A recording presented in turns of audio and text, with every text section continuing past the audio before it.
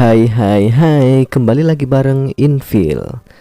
Kali ini kita akan mereview sebuah serial film berepisode kelanjutan dari film Up yang berjudul Duck Die. Oke, langsung saja. Cerita ini diawali oleh Tuan Fredricksen dan anjingnya, Duck, menjual balon udara untuk membeli sebuah rumah baru. Namun ketika memilih calon rumahnya, Tuan Fredricksen sampai kebingungan memilih rumah yang mana. Tak lama kemudian, Tuan Fredricksen telah memilih sebuah rumah. Keesokan harinya, si Duck sedang dibersihkan kuku jari kakinya bersama Tuan Frederick.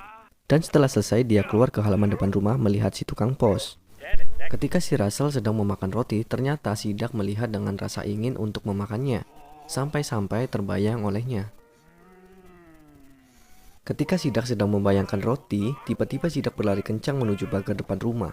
Dan ternyata terdapat tupai yang bisa berbicara. Si Duck pun akhirnya terdiam dan melihat ke arah Russell. Oke, kita kembali ke 3 hari sebelumnya. Ternyata si Russell mencoba membuat sebuah alat semacam kalung untuk para hewan agar dapat berbicara, salah satunya si tupai. Saat si Duck sedang bertengkar dengan si tupai, datanglah burung biru, sebut saja Bluebird. Dia terganggu oleh suara si Duck dan tupai.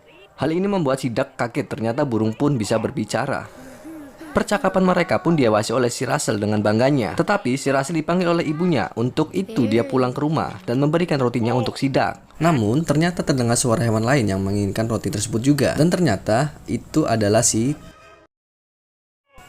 Ternyata si burung pun ikut campur. Di sini timbullah perdebatan sengit antara si tupai, si burung, dan si Duck. Siapa yang pantas untuk menerima roti tersebut?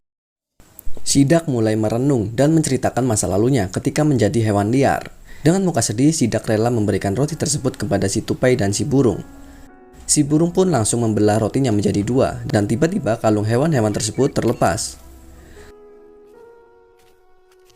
Ternyata dikontrol oleh si Russell.